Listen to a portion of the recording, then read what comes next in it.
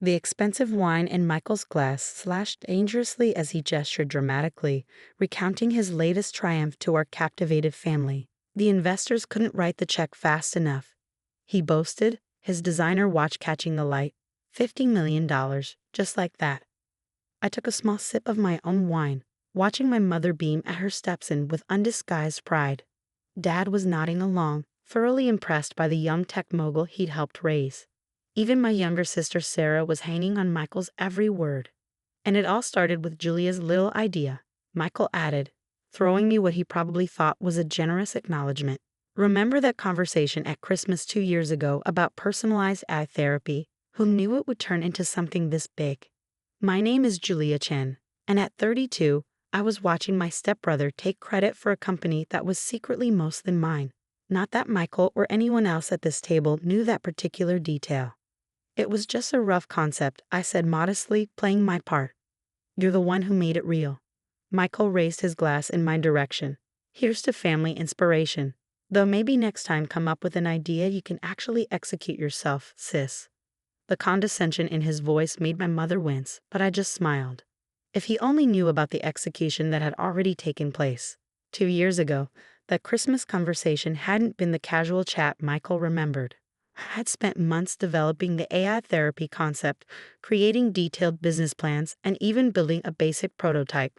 When I shared it with Michael, I'd been looking for genuine feedback from someone I thought I could trust.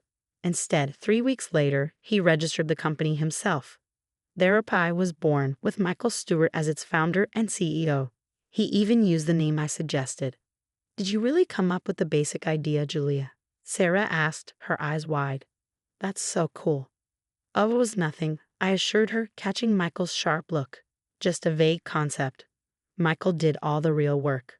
What Michael didn't know was that while he'd been busy playing tech visionary, I'd been methodically acquiring control of his company through a complex network of shell corporations and investment vehicles. My phone buzzed quietly, a message from Thomas, my lawyer. Final paperwork filed. You now officially own 75.4% of Therapy through the holding companies. Congratulations. I excused myself to the bathroom, needing a moment to appreciate the irony of the situation. Michael thought he was celebrating the biggest deal of his life, but he just unknowingly sold the majority of his company to me. The journey to this moment had started the day I discovered Michael's betrayal. I'd been working late at my consulting job when a colleague sent me a link. Check out this hot new startup, right up your alley. There it was, my entire concept, down to the specific features I'd outlined, being presented by Michael at a tech conference. He was using my slides, my research, even some of my code, all repackaged under his name. Most people would have confronted him immediately or sued for theft of intellectual property, but I knew better. Michael had carefully covered his tracks, and our family dynamics made direct confrontation complicated. Mom had married Michael's father when we were teenagers, and she'd spent years trying to blend our families seamlessly, so I chose a different path. While Michael focused on being the charismatic face of Therapy, I worked quietly behind the scenes. My consulting job gave me connections to private equity firms and venture capitalists. I created a series of investment companies, each seemingly independent but all leading back to me. Every time Therapy needed funding, my shell companies were there, offering attractive terms. Michael, ever confident in his own brilliance, never questioned why investors were so eager to buy in. He was too busy giving interviews and attending tech conferences to notice that each funding round diluted his ownership while strengthening mine. Everything okay in there? Mom called through the bathroom door, snapping me back to the present. Michael's about to tell us about the expansion plans. Coming? I called back, checking my reflection in the mirror. The same soft-spoken, supportive stepsister Michael had always underestimated looked back at me. I returned to the dining room just as Michael was explaining his vision for the company's future. The acquiring company wants to take Therapy global, he announced. They're keeping me on as Chief Innovation Officer, with a huge compensation package. That's wonderful, sweetheart, his father beamed. Always knew you had it in you. I caught Sarah giving me a strange look. My younger sister had always been more perceptive than the rest of the family. Did you work with AI in your consulting job, Julia? She asked innocently. Michael's smile flickered slightly. Different kind of AI, he said quickly. Julia's work was much more basic. If he only knew that my basic work had included developing most of the core technology his company now used. The patents were held by one of my shell companies, which had then licensed them to therapy at suspiciously favorable rates. Actually, I said, deciding to push just a little. I'd love to hear more about the technical side of things, Michael. How did you solve the privacy compliance issues we discussed that Christmas? I watched him squirm slightly before launching into a vague explanation that basically outlined the exact solution I detailed in my original business plan, the one he'd stolen. My phone buzzed again. Another message from Thomas. Acquiring company wants to meet with all major shareholders next week. Time to decide how you want to handle this. That was the question, wasn't it? In a few days, Michael would discover that his great exit wasn't quite what he thought. The company he believed he'd sold wasn't really his to sell. More wine, Julia? Mom offered, noticing my distraction. No thanks, I smiled. I need to drive back to the city tonight. Early meeting tomorrow. Michael couldn't resist another dig. Must be tough still working those long consulting hours. You should have been more entrepreneurial like me, taking some risks. I thought about the millions I'd spent quietly buying control of his company, the careful legal maneuvering, the years of patient planning while he took credit for my work. We can't all be visionary founders, I said mildly. Some of us have to do the detail work. Dad raised his glass to Michael, our family's first millionaire. Everyone clinked glasses enthusiastically. I participated in the toast while checking my calendar. The shareholders' meeting was in exactly 6 days. That's when Michael would learn what detail work really meant. As dinner wrapped up, Michael pulled me aside. Listen, sis, he said, his voice softening with what he probably thought was generosity. I feel bad about how things worked out. How about I throw some consulting work your way once the acquisition is complete? Small token of appreciation for the original idea. I looked at my stepbrother, successful, arrogant, completely unaware of what was coming, and felt an almost overwhelming urge to tell him everything. Instead, I just smiled.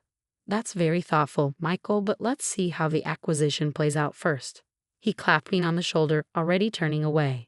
Your loss, but the offer stands. Family has to look out for each other, right? Right, I agreed softly. Family first. The conference room at Thomas's law firm felt too small for the tension it contained. I sat quietly at the end of the table, watching Michael chat confidently with the acquiring company's executives. He hadn't even questioned my presence when I walked in, probably assumed I was there to take notes or provide administrative support.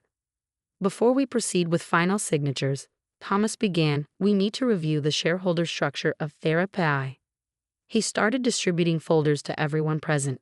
As you'll see, the ownership breakdown is somewhat different from what was initially presented. Michael flipped open his folder casually, then froze. I watched the color drain from his face as he processed the information in front of him. This must be a mistake, he said, his voice tight. These numbers can't be right. The numbers are quite accurate, Thomas replied calmly. Through various investment vehicles, the majority shareholder of therapy is actually Nova Holdings LC, which owns 75.4% of the company. I've never heard of Nova Holdings.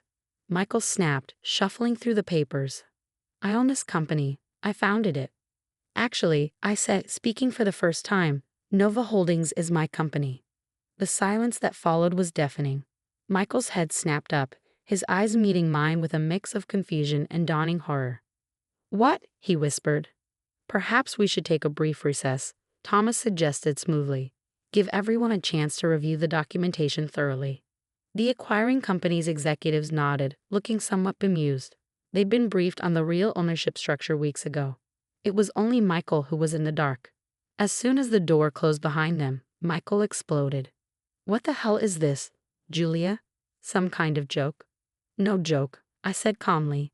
Every funding round, every investment, every major stock purchase over the past 2 years, they all trace back to companies I control. You never bothered to look too closely at your investors, did you? But that's impossible. You don't have that kind of money. I smiled.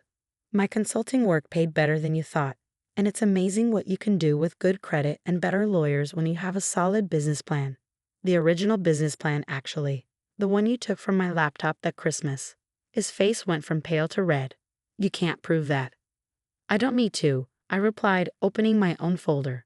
The ownership structure is legal and documented. You've been running my company all this time, Michael. You just didn't know it. He slumped in his chair, the reality of the situation finally hitting him. Why? He asked finally. Why not just confront me when I started the company? Would you have listened? Would anyone? I leaned forward. You saw an opportunity and took it, never thinking I'd be capable of doing anything about it. That was your mistake. Does the family know? Not yet. Though I imagine dinner conversations will be interesting once they do. Thomas returned then, the other executives filing in behind him. Shall we continue? He asked professionally. The next hour was excruciating for Michael. Every page he had to sign reminded him that he wasn't the brilliant success story he thought he was. His 15% ownership stake was worth a few million, but nothing close to the fortune he'd been bragging about. One more thing, I said as the meeting wound down. About your position as Chief Innovation Officer with the acquiring company. Michael's head snapped up, fear in his eyes. You can keep it, I said quietly. You're good at being the face of things, at driving growth. Just remember who you're really working for now. The acquiring company's CEO nodded. We assumed you'd want him to stay on, given the family connection. Michael stared at me, trying to process this unexpected mercy. Why would you let me stay? Because unlike you, I understand the value of using people's actual talents, I replied. You're a good salesman, Michael, a good frontman. That's worth something, as long as you remember it's not worth everything. The meeting ended with Michael shell-shocked and silent. As everyone filed out, he caught my arm. The family, he said quietly. You'll humiliate me in front of them, in front of my father. I thought about all the dinners I'd sat through, listening to him brag about his stolen success. About Mom's proud smiles, Dad's approving nods, Sarah's hero worship. The truth will come out eventually, I said. But how and when? That depends on you. Over the next few weeks, the story of TheraPai's acquisition made headlines in the tech world. Michael was quoted in the press releases, still playing his role. But there was a new humility in his statements. Every interview had to be approved by the board, by me. The family found out gradually. Sarah figured it out first, reading between the lines of the press coverage and connecting it to things she'd observed over the years. She showed up at my apartment one night, full of questions. You let him take credit all this time, she said, shaking her head. Why? Sometimes winning isn't about getting credit, I told her. It's about having control. Mom and Dad took longer to understand what had happened. The truth came out during another family dinner, this one much quieter than the celebration a few weeks earlier. I don't understand, Mom said, looking between Michael and me. I stole her idea, Michael admitted finally, staring at his plate. I took her work and claimed it as my own. And she outsmarted me completely. The silence that followed was heavy with years of assumptions and misjudgments. Dad looked like he aged a decade in minutes, realizing how wrong he'd been about both his stepchildren. The company is doing well, I said finally, breaking the tension. Michael's staying on in a leadership role. Nothing has to change. Everything's already changed, Dad said quietly. He was right.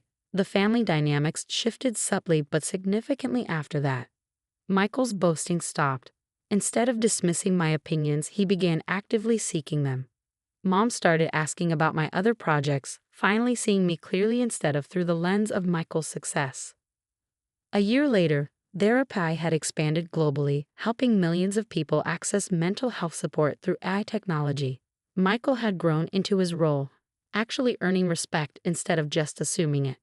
We developed a new kind of relationship, not quite friends, but no longer rivals. You could have destroyed me, he said during a rare moment of honesty after a board meeting.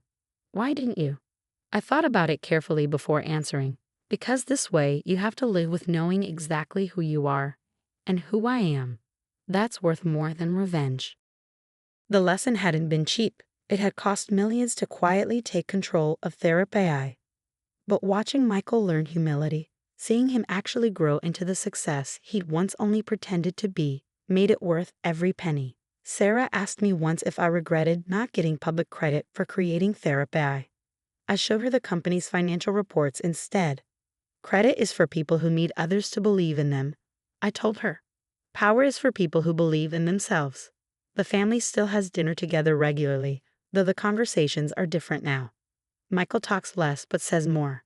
Mom asks better questions. Dad watches us both with new understanding. And I sit quietly just as before, but now everyone knows that quiet doesn't mean powerless. Sometimes I catch Michael looking at me during these dinners, still trying to figure out exactly how I did it. He'll never know all the details, the late nights planning, the careful financial maneuvers, the patience it took to let him think he was winning until the perfect moment. But he knows enough to understand that success isn't about who talks the loudest or claims credit the fastest. Sometimes it's about the quiet one at the end of the table, the one everyone underestimated, quietly building an empire while they were busy bragging about building a kingdom.